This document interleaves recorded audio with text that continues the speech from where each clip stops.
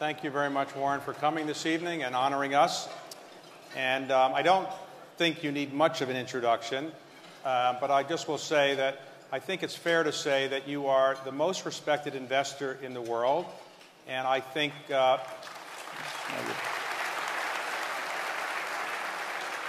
most respected businessman in the world, not just because you've made a great deal of money, but because you've done it with enormous integrity and humility, and as people will see tonight, with enormous sense of humor.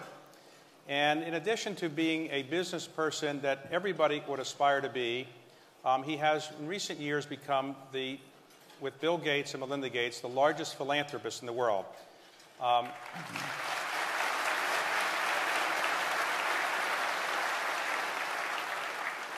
I think his net worth might be in excess, a little bit higher than mine, I'd say,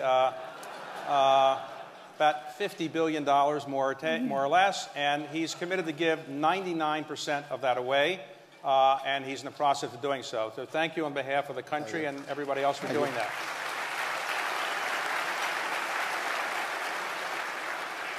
Your background is pretty well known, but some people may not know that you actually spent much of your formative years in Washington, D.C. Your father was elected to the Congress, so you moved here. You went to Alice Deal Junior High School, got a lot of C's and D's, as I understand. And then you went to Woodrow Wilson High School, finished 16th in your class, but you were... Class of 17, we might add. Right. Well, you were working. You were delivering papers in the morning and delivering papers in the evening and so forth. And my question, really, to begin, is that many people who grew up in Washington love living here and they want to stay here. So they hope to aspire to be the head of a lobbying firm someday or the head of a congressional staff or something. Do you ever have any regrets that you might have been able to make something of yourself had you stayed here? Well, I'm still young, David. I may come back. I went out to Alice Deal today. First time I'd been there in 65 years, and I met the principal. I went to Wilson also today, but at Alice Deal I tried to get my record expunged, but I had no luck. Well, you told me earlier today that you lived in Spring Valley. Yeah, I lived at 49th Street between Van Ness and Fordham Road, yeah. And so today, with a camera crew, you knocked on the door of the person who was living in your house. What did that person say? Well, we had a good time. I mean, the house seemed to have shrunk, but she was very a wonderful woman. She's lived in the house for 30-plus years, and we got along very well. And then we retraced my paper out. So when you were growing up in Washington, you were already a business person. Well, I thought so. I didn't get a lot of public recognition as such. But so you were making money, and as I understand it, you filed your first tax return when you were 14 years old? Yeah, it was for the year when I was 13, and 13. I filed it when I was 14, yeah. Okay. And did you think the tax rates were too high then, or not? It hurt more in those days. I did deduct my bicycle and my watch as business expenses, and only because the statute of limitations is applied. I took them entirely. Apparently, I never used my bicycle for pleasure or my watch. I never looked at my watch except when I was delivering papers. So after you graduated from Woodrow Wilson, you then went to actually the University of Pennsylvania Correct. for a year and a half, and then you transferred back to the University of Nebraska. Why did you leave Penn? That was a great business school. Why did you leave? Yeah, I felt I would... I wanted to quit after 1 year, to give you the honest answer on it. My father talked me, he kind of talked me into going to college in the first place, and then he talked me into going a second year, but he said if I went a second year, then I could drop out. And so then I went back to Nebraska. That way I got out of college in 3 years, and so it sped things up. And I planned to live in Nebraska. So when you graduated from the University of Nebraska, you applied to Harvard Business School and were rejected. That's true. Has Harvard ever announced that they've regretted that decision? Well, I understand the development officer is kind of unhappy.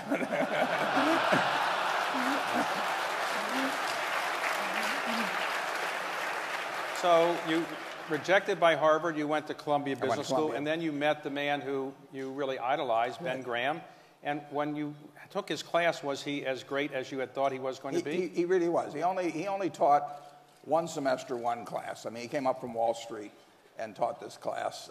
That's the reason I went to Columbia. And I knew I'd already read all the books and everything, but it was inspirational just to be around him, and it made a real difference in my life. So when you graduated, you wanted to go work for him and his firm, and then he rejected you for an interesting reason.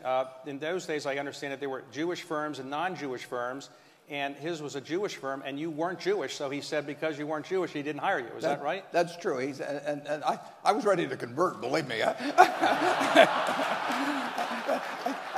think they might have felt it was a little phony at the time. So but it was true that there were very few firms in Wall Street that would hire Jews at that time. And Ben only employed 5 or 6 people. But he told me to the extent that they were able to employ 5 or 6 people, he really felt that the Jews could not get into most jobs in Wall Street, and that they were going to employ only Jews. Well, his name was Ben Graham, but actually his real name was Ben Grossbaum. Well, his parents, I think they changed their name. Yeah, my son is named Howard Graham Buffett, named after Ben, and he's very glad that Ben's father changed his name. So you moved back for a while to Nebraska, but then he ultimately changed his mind, and you went to work for Ben Graham. I kept pestering him. Yeah, I made a real pest of myself. And in those years, what did you aspire to do? Did you aspire to become a very wealthy person? Would you want to be buying stocks? Would you want to buy companies? What was your aspiration in those early days? I loved just analyzing securities. I just spent hours and hours and hours. I kept turning the pages of Moody's, which instead of going, you had no internet then or anything else, so you had 2 sources of information, Moody's and Standard & Poor's. And we happened to have these sets of Moody's. They were in aggregate, probably about 8,000 pages, about 5 different manuals. And I went through those page by page. And, well, it must have been exciting. Yeah, it's a little strange. I mean, I actually went to Amazon a few years ago, and I found an old 1951 Moody's. Now, everybody else is going there for Playboy magazine, but I'm ordering the old Moody's. You've got a strange guy here. Well, when you were working in New York, you were attracted to one of the companies that Ben Graham was involved with, which was Geico. Absolutely. As I understand, you came down and knocked on the door of Geico, and you just started talking with them? Yeah, it was really a lucky day. I was at the Columbia University Library, and I looked up Ben in Who's Who in America, and it had a whole bunch of things. But it said Chairman, Government Employees Insurance Company. So I asked the librarian, how can I learn more about this? I'd never taken any courses in insurance. And he said, well, there's this big BEST manual. If you read that, you can find out about the company. And there was 1 page on Government Employees Insurance. So that Saturday, I got on the first train, and I came down to Washington, and I went to the headquarters of what was then called Government Employees Insurance. And to my total surprise, the place was locked. I mean, people didn't work. And people normally worked on Saturday. People in Washington didn't seem to work on Saturday. So I kept pounding on the door. And finally, a janitor came. And I said to the janitor, I said, is there anybody here I can talk to except you? Now, he didn't seem to get offended at that particular introduction. So he said, there's a fellow up on the I think, 6th floor. And he's the only one here. And he was a man named Lorimer Davidson. And Lorimer Davidson changed my life in a big way. He was a wonderful, wonderful man. And he talked with me for maybe 4 hours on Saturday and gave me an education like I'd never gotten in school. And so you liked it so much, you eventually bought the whole company, right? It's one of those things, yeah. It took a few years. So when you were starting your investment partnership, I think you started around 1956 with a partnership. That's correct. Right? And as I understand it, if somebody had put $10,000 in 1956, and it stayed with you and kept stock that they could have gotten when you liquidated some of the partnerships, that $10,000 would be worth roughly $500 million today? That's about right. Wow. Yeah. So those people are very grateful to you who did that, right? No, I was grateful to them, though. I mean, they were betting on a 25-year-old, who looked about 20 and acted about 12. So I... and actually they were mostly relatives. I mean, it's my father-in-law and sister and her husband, my aunt. So your investment partnership started, you started buying companies and buying stocks. And one of the companies you bought was Berkshire Hathaway. And though your company is now very famous, it's named Berkshire Hathaway, that was not one of your best investments, was it? It was really dumb, yeah. I mean, it was what I used to call Graham's approach on buying very cheap stocks that weren't very good companies, cigar butts, because it would be like walking down the street and finding a cigar butt. There was one puff left in. And it didn't cost anything, and it was kind of disgusting, Right. but it didn't cost anything. But I thought Berkshire Hathaway was that kind of a company, and it wasn't much of a puff either. Right. Well, so, your company is named Berkshire Hathaway. You've sold that company many years ago. Did you ever think of changing the name? No. I don't do much of that. Okay. So when you started, originally you were buying stocks, you picked stocks, but then you started buying whole companies. Was that a different skill set? And how did you learn to buy and operate these companies? Well, when I buy 100 shares of XYZ company, I look at it as buying the whole company. And so I've always looked at buying stocks as buying businesses. So it really wasn't a different situation. Now, I couldn't resell it, and I couldn't, if I owned the stock, I couldn't change managements, which I could if I owned the whole company. But it was basically the same approach. I'm a better investor because I'm a business person, and I'm a better business person because I'm an investor. They cross over. Well, today, Berkshire Hathaway has how many different companies that are part of the Got about 75, but some of those own more companies. So you have 75 companies. You have about 270,000 employees. 270,000 employees. How do you manage all that? You have a very small office. How many people do you have in your office managing all this? Well, we're now up to 24. We're on one floor. We're never going to leave one floor. I tell them they can hire all the people they want, but we're not going to leave one floor. So if they want people sitting on their lap, go to it. So do you sit in your office during the day looking at new ideas for companies? Is that how you spend your time? I like to read a lot. So I read newspapers, and I read all kinds of financial information. And basically, I'm looking for one good idea a year. And do people send you letters over the transom? Has any of those ideas ever worked? Occasionally, but not very often. But I only need one a year. Okay. We're in June, incidentally, David, if you want to help me out. All right. Okay. Well, we have a couple companies we'd like to sell to you, but you don't pay high prices. But so in your office, do you have a computer in your office that you use? Not in my office, but other people in the office have them. Okay. So I know you're not a famous technology person, but do you have an iPad or do you do internet things? Oh, I do internet things. Yeah, I love the internet. I mean, the internet, it's fascinating to me because it's probably affected my life, almost as much as, say, Bill Gates did. When Bill and I appear together, sometimes we use the trick question of, aside from email, which one of us is on the computer more, and the answer is me. Because you play bridge on the computer. I play bridge on the internet. And right. every night you spend... Yeah, a couple hours a night. And after all these years of doing it, are you a champion? No, I'm not even close. I just have a good time it's the most interesting game I've found. And do people know that they're playing with you over the internet? I use the name T-Bone, and it's gotten around that I am T-Bone. Yeah, I used to put my age as 103, so when I did something dumb, people would say for a guy 103, he's not bad. But so you met over the years Bill Gates. How did you first meet Bill?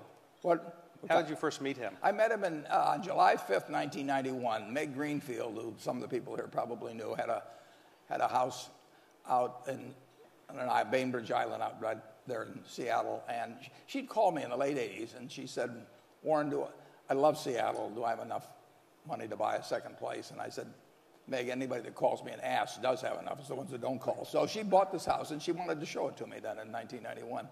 So actually, Kay Graham, Raleigh Evans,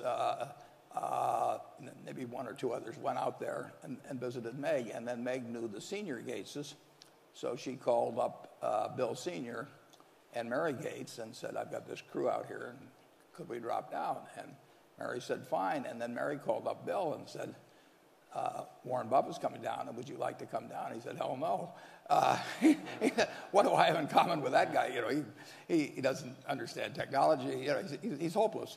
And Mary was very determined, and she said, you're going to come, Bill. And so they negotiated a while, and finally they got down to where he said he'd come down for, an hour and 27 minutes or some other thing. And he came down, and we hit it off, and we were still talking 10 hours later, and we became good friends.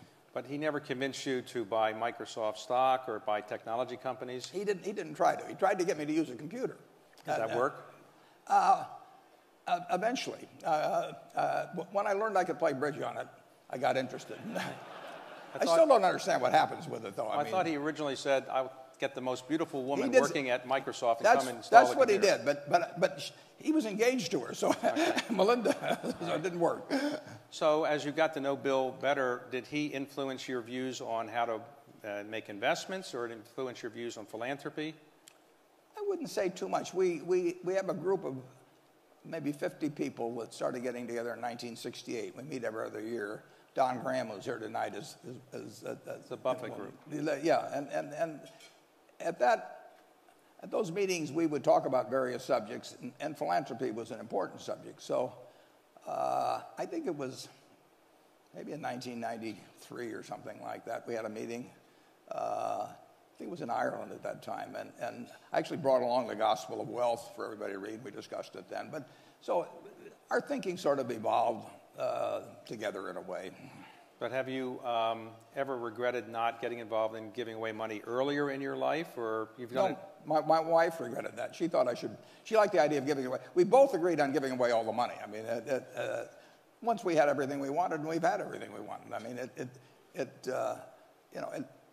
the surplus wealth I have has no utility to me. It has all kinds of utility to the rest of the world if used properly. Right. So we agreed on that early.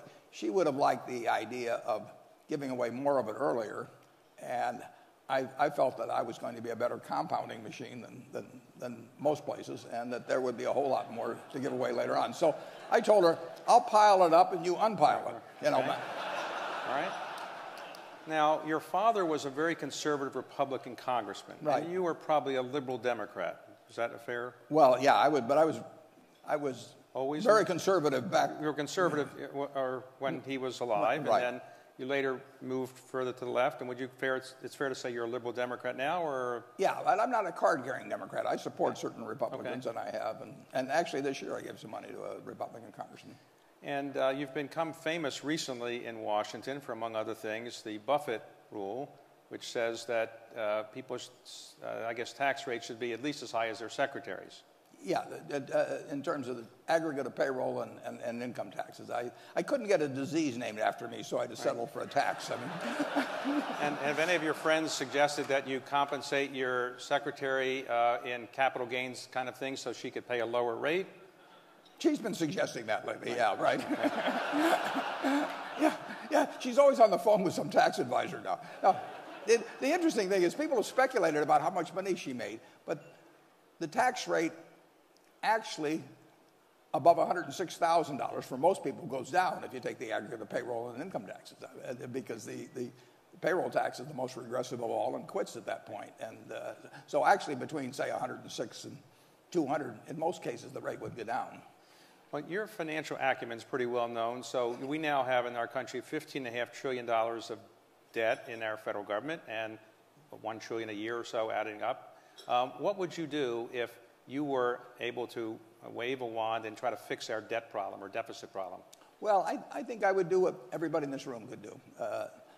I mean, if you ask everybody here how much the federal government should be raising annually or in aggregate over the next 10 years, the answers would come in somewhere between 18.5% and 19.5%, which is close to what's been the situation since World War II. If you ask them how much the government should be spending, they'd probably come in at 21%. Someone come in at 20.5 or 21.5.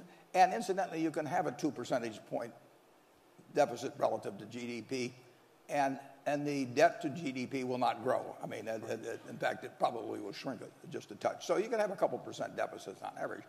And I would take the plan that 90% of the people here would come up with to get to that 19% of revenue and or to get to 21%. It can be Simpson Bowles. It can be a bunch of different things.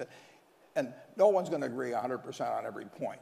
But I think we do agree on the fact that we probably should be raising 18.5 to 19%, and we should be spending 21 or thereabouts. And that means getting more from taxes, and it means cutting expenditures. And the problem is that the Democrats don't want to talk about what expenditures they would cut, and the Republicans don't want to talk about increasing revenues. So would you be in favor of increasing the capital gains tax, or no?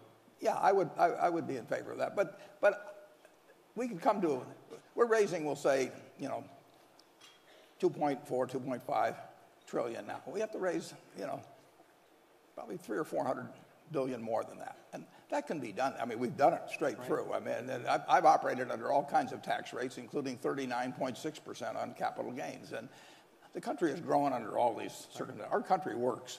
But somebody has to step up and say where it comes from. It won't come from, just talking about reform doesn't solve anything on either the expenditure side or the revenue side. I mean, you've got to get specific about it. And like I said, I'll bet if everybody in this room designed a plan, I could sign on to 90% of them. And today, the economy in the United States is thought to be growing about 2.5% a year. Do you agree with that? Do you think there's any chance of a recession in the near term? I think it's very low unless events in Europe develop in some way that spill over here big time. But incidentally, if the economy grows 2% a year and population grows 1% a year, that means each generation is living 20% better than the generation before, and it means in a century, people are living 3 times as well as they lived at the start of the century. So, I mean, our rates of gain in the way people live has been dramatic. In my lifetime, I was born in 1930, there's 6 times the real GDP per capita as when I was born. 6 times in one person's lifetime. We have a system that works. I mean, and it'll keep working. You know, it may not work at 6 times for the next 80 years, but it'll work. It'll be 2.5 times or 3 times. Now, are you worried about the euro going away? Do you think Europe would allow the euro to go away, or? That's the big question. I mean, Lincoln said that, a house divided cannot stand, and half slave, half free wouldn't work. And we've got a system where they're half in and half out. I mean, they're in on a common currency, and they're not in on common fiscal policy or common culture or common labor practices. And that house will fall, but that doesn't mean it has to. And it means that they have to reconcile some of these things. It can't be half slave, half free. Now, you invest most of your money, I guess, in the United States. Yeah. Have you increasingly been investing outside, particularly in the emerging markets, or you're not as comfortable investing in the emerging markets? I'm comfortable in any place I understand the business well, and to some extent the rules that they operate in, and where I've got the right management. And so we will buy a business, in any one of 40 countries tomorrow if it's the right kind of business. But most businesses I hear about are in the United States. They think of Berkshire here. We're on the radar screen here to a greater extent than around the world. So I understand that somebody from Israel sent you a letter over the transom, a 1.5-page letter, and you ultimately bought that company that person was talking about for $4+ billion? We bought 80% of it for $4 billion, and he wanted me to go see it. He told me what a wonderful plan he had and everything, and I said, I'm not going to go see. I don't go to Iowa, as far as that's concerned. and he said, no. He said, you've never seen a plant like this. And I said, Eitan, I said, I love your business. I love you. I'll give you $4 billion, but I'm not going to go to, I got to start crossing oceans or anything crazy like that. So he said, well, if you buy the business, will you come? And I said, yes. So we bought the business, and then I went to Israel, and it was everything he said, and he was very pleased. And I said, yeah. I said, if I'd seen this thing, I'd have paid you more money. So. That's why I don't go visit businesses. So what about China? Do you invest much there? You go to China very much? We've had 2 big investments. I was sitting in 2002 or 2003 reading the report of PetroChina. And fortunately, it was in English. And I put about $500 million into PetroChina. The government of China owned about 90% of it. We owned 1.3%, so between the two of us, we controlled the company. And we made quite a bit of money out of it. It was a very, very cheap company. I mean, it was one of the huge oil companies in the world. The whole company was selling for $35 billion in the market, and that was ridiculous. Now, one of your most famous investments is Coca-Cola. You bought it relatively cheaply. It's very good for you, everybody. Now, when you I don't care whether you drink it, just pour it on your neighbor, but open the can. Now, when you were a young boy, you were addicted, I was told, to Pepsi. How did you switch to Coke? Well, I would like to say, of course, that I just finally grew up and understood. When I was a kid, Pepsi was 12 ounces for a nickel, and Coke was 6.5 ounces for a nickel. And if you have any insights into my personality, you'll know which I bought. So, of the investments you've made over the years at Berkshire Hathaway, which one would you say was the single best investment? Is there one that you really are most proud of?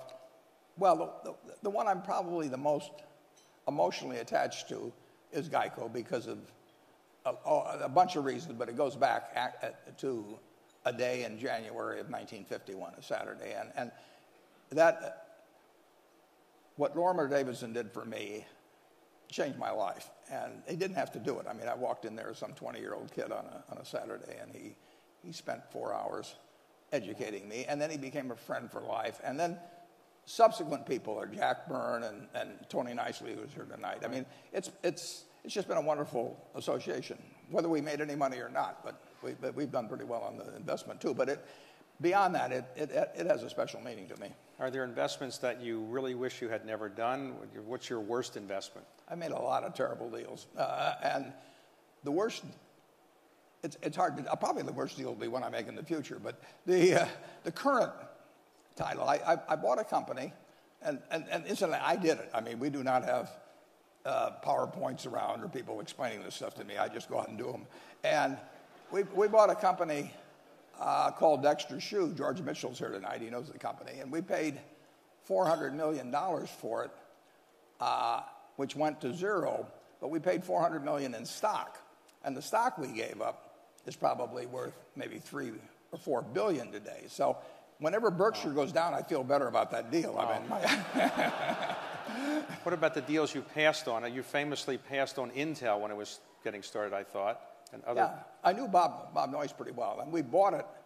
We bought the converts when they were private, or just because of Bob. We bought them at Grinnell College, and the endowment of Grinnell College went from $8 million to $1 billion in about 12 or 14 years. So, and Intel was a help on that. But in the end, I don't worry about things I don't understand. I mean, I think it was Tom Watson Sr. said, "I'm no genius, but I'm smart in spots, and I stay around those spots." Right. And there's a lot to that. And knowing your circle of competence is where that perimeter is, right, is enormously important. And the fact that there's all kinds of things I can't do, and there's plenty of companies I can't analyze, but I don't have to worry about that. Of all the companies you bought, maybe the one that brought you the most trouble was Salomon. When you bought it, at one point it was almost, in effect, put into bankruptcy, and you had to go and run the company. Was that the most difficult experience you had at Berkshire Hathaway? I would say that probably was, yeah. I was there as CEO for 9 months and 4 days, and it was 20 years ago, and I think I remember every day of it. So today, when you have all these managers running your 75 different companies, do they call you every day and say, "I got this problem or that problem," or how often do you talk to them? No, if they need to call me, they're in trouble. We buy businesses where the managers come with them, and there are some managers that I don't talk to once a year, and there's one I talk to almost every day. But after the one that I talk to almost every day, I would say the highest frequency would be maybe once a week. But they always call me. I don't call them.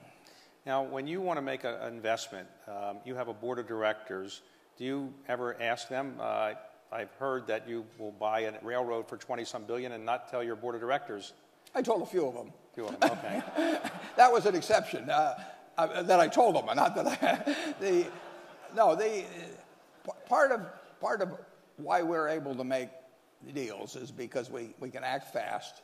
They know we have the money. They know we'll do the deal.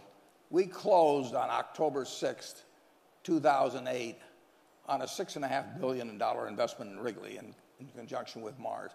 And they knew we would have the $6.5 billion and that we would close on that day. People weren't closing on anything. And so it's a real advantage to be able to pull the trigger. And if we have to go through lots of presentations and everything, I mean, I've been on 19 corporate boards, and every deal works on the PowerPoint, so it's a show and tell type thing, and I don't really participate in it. So recently it came out in court discussion that in the insider trading thing that's going on relating to an investment you had made in Goldman, right? It came out that you had set the deal and you told the investment banker this is the deal, and they had to get back to you, but you said don't call for a few hours because you're going to Dairy Queen with your grandchildren. Is that right? That's true. You didn't want to be disturbed on a deal? Well, I knew what I would do, and I told them what I would do. And if they wanted to do it, fine. If they didn't want to do it, fine. I mean, we don't really negotiate at Berkshire. It's just I don't have enough time, to spend the rest of my life, negotiating with people. So I tell them what I'll do, and if it works, fine. If it doesn't work, fine. Then. Now, famously, people wonder who will be your successor, and I wonder if tonight you wanted to give us any insights into that. Well, I have left the directors a Ouija board, and I plan to keep in contact with them. Okay. All right. Okay. I don't want to disappoint you, but you're not on the short list, David.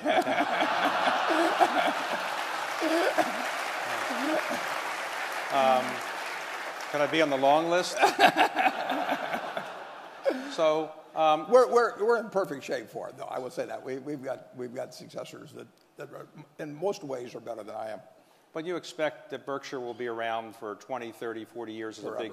a big... It's built to be forever. It has a special culture. It has directors who are committed to that. It has managers. We have an organization that would reject anybody that tried to tamper with that culture. And I think it is special, and it can stay special. So today, having achieved all that you have achieved, you've got the admiration of virtually everybody in the world for what you've done. What kind of motivates you to keep going? What are your aspirations over the next 5 years or so? I'm having the time of my life. I mean, I get to do every day exactly what I like to do with people who I love and who seem to like me pretty well. And it doesn't get any better than that. I tell the students that come to see me, and I have 48 universities come out every year, I tell the students, take the job you would take if you didn't need a job. And I've got the job that I don't need a job, and I've got that job. Now, you're giving away 99% of your wealth. You have 3 children, 7 grandchildren, and 9 great-grandchildren. That's it. And any of them ever say, maybe you could leave some of that to me, or they've never... Well, I'm leaving some of it to them. And one of the things I do is that I don't write a will very often, but when I write a will, I give it to my children first before I sign it. They all read it. They're the executors. Right. And I want 2 things. I want them to understand exactly what's in it, and secondly, I want them to agree with it. I mean, and if they don't, I want them to talk it out now, and we'll figure out what makes sense. And so every, 5 or 6 years or 7 years, whenever I do this, they read it, and sometimes there is something that they don't understand in terms of exactly what their duties might be or something of the sort. And then in terms of equating, I've got one son that likes a farm. I've got a farm that he'll get. I've got another daughter that likes the particular house. And I've got these various ways of equating that and percentages and all of that. And in the end, I think they feel very, very lucky in life. So the average person who doesn't have your investment skills and they want to not lose their money, would you recommend that they play the stock market, they buy mutual funds? What do you recommend to the average investor? Well, playing the stock market, playing is not a word I would choose. I would recommend that they put a similar sum, and maybe they'd be earning more as they went along, but save something every month and basically put it in an index fund. Right. They are not in a position to make judgments on stocks themselves. They're not in the game any more than right. I can prescribe in medicine or something of the sort. They will get a good result. The American economy has done wonderfully. I mean, if you take the 20th century, the Dow started at 66 and it ended at 11,400. Right.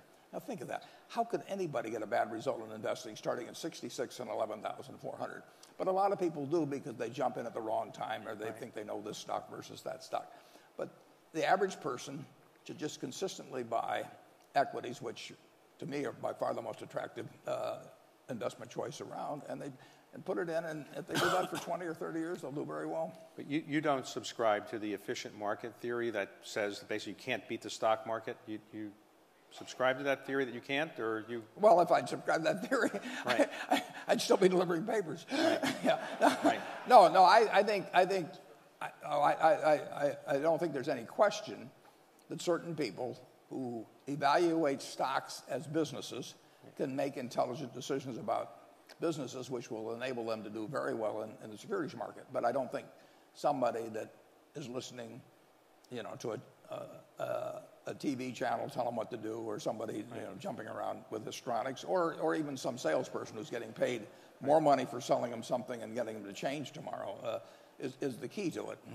Now, you gave away, or committed to give away, the bulk of your money to a foundation set up by other people. Why did you choose not to just have the money go to a foundation named after you that presumably you would control? And how did that idea come about? Well, originally I'd actually planned, I thought my first wife would outlive me and that she would give away the money, so it would have gone to a foundation that she ran. But the idea was to get the money spent. And you say it's run by other people, but if you set up the Ford Foundation or you set up the Carnegie Foundation, they're being run by other people. It's just that the Carnegie didn't know who they would be or Henry Ford didn't know who they'd be. So they are going to be run by other people if they extend beyond your lifetime. And I picked people that I had enormous confidence in the fact that they had a similar judgment about where money should go and where I thought they would do a first-class job of administering it. And then, I mean, in the case of the Gates Foundation, I get people that are putting up their own money big time, who are very able people, who are working full-time at it themselves, who aren't charging me anything. And I've got these foundations that are run by my children that it's been wonderful for them, and they each have a separate foundation so that they can follow their own interests and not have to sort of roll logs as to who votes for this one or that one, and it's all worked out perfectly. And what was Bill Gates' reaction when you called him and said, guess what, I'm giving you $50 billion eventually? I think he said, what? No, I shouldn't joke about this. No, I don't remember exactly what he said, but I think he was surprised. Okay. And did he suggest you put your name on the foundation as well? No, I don't want my name on anything. There are all kinds of people that do want their names on it. So if you can sell it to some other guy, why should you give it to me where you don't get anything out of it? Okay, I understand. So as you go forward now, are there certain things that you would like to accomplish beyond what you've accomplished? Are there certain social problems you'd like to see being solved, or economic problems, or is your goal mostly to keep your company doing well and give away the money? Well, in terms of personally, sure. I want Berkshire. I mean, that is my painting in life. I've been painting it all my life virtually, and I want to keep painting it and have it become even more of what it already is. And so that's what I love. Anything that works positively for Berkshire in terms of adding better businesses, having wonderful managers around, anything makes them be in a position to get their full potential from their companies I love. And I'll do that as long as I can. I like the idea that basically the fruits of that, will be used by some very intelligent people to improve the lot of a whole bunch of people who didn't get the lucky straw in life like I got. And how old were you when you realized you were much better than other people in picking stocks and making these kind of investments? Did you realize that as a young person, or did it take much longer before you realized you were much better than everybody else? It sounds obnoxious, but I thought I was going to be pretty good early on. I went through this period at Wilson, Woodrow Wilson, where I was really bad at Alice Deal, but I was kind of working out of it at Woodrow Wilson. And I had these teachers that I caused some trouble to, but they did think I knew a lot about stocks. And of course, in those days, teachers put all their money in AT&T. I mean, that was the ultimate safe investment. So when I was feeling particularly obnoxious, I shorted a little AT&T and brought the confirmation, showed them to the teachers, made them worry a little. But you couldn't love anything as much as I loved investments and not get fairly good at it. I read every book in the Omaha Public Library on investments by the time I was 11, and we moved back here. And as soon as I got back here and my dad was in Congress, I said, get everything in the Library of Congress. I want to read it. Well, there's one company in Washington we didn't mention. You obviously bought Geico, and that's one of your most famous investments, but you made a very famous investment in the Washington Post many years ago. What attracted you to the Washington Post, and how long have you held that investment? Well, I love the business as such, but when I bought the Washington Post company, this is pre-split, they had about 4.8 million shares outstanding, and the stock got down to 16, but thanks to the Nixon challenge to their TV stations and a few things, B.B. Rebozo and the rest, the stock cascaded down from 37. So when we bought it, the whole valuation of the Washington Post company was about $100 million. Now, if you'd asked any reporter at the Washington Post to go out and do a story on what the Washington Post company's constituent businesses were worth, they would have come back and said $400 or $500 million.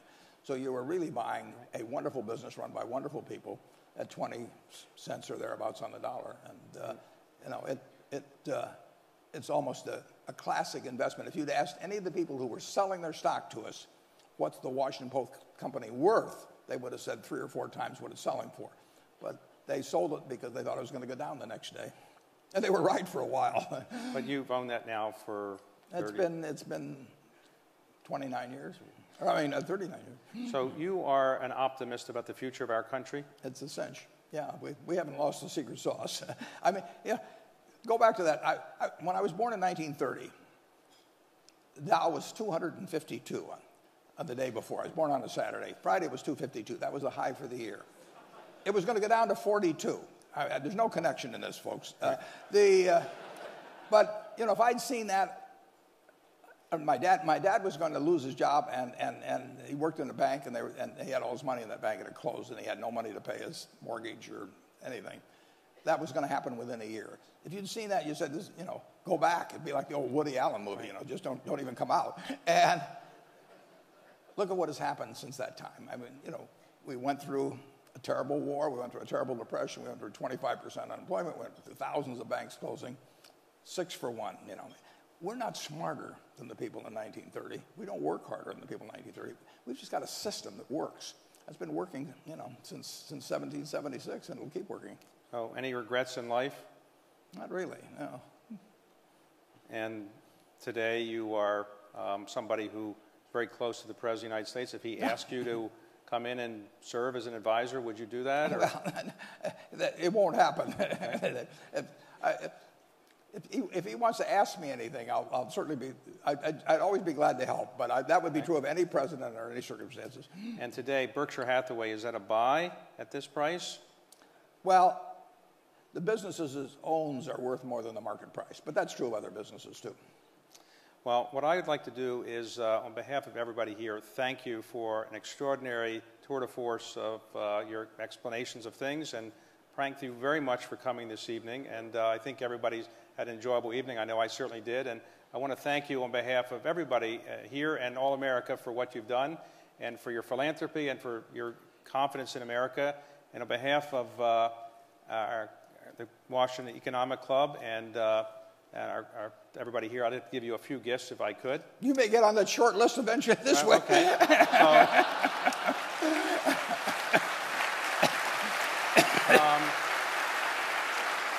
This is a Woodrow Wilson high school jacket we've had made up for you. Go Tigers!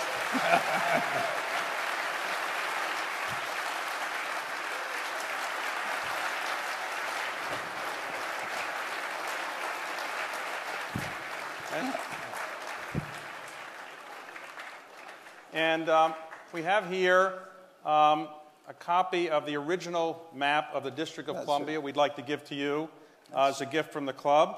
And I'd like to give you as a personal gift a copy of the Declaration of Independence. When we talked about this appearance, you were at the archives, and I think you said you hadn't been there before. It was marvelous. Never been there, and I cornered you, and you said you weren't sure what you had agreed to, but you agreed that you would do this, and I thank you for honoring your commitment to come.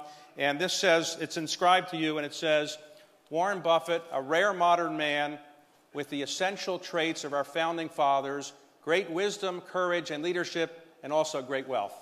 Oh, thank you. Thank you very much. Thank you. So, appreciate it. Thanks.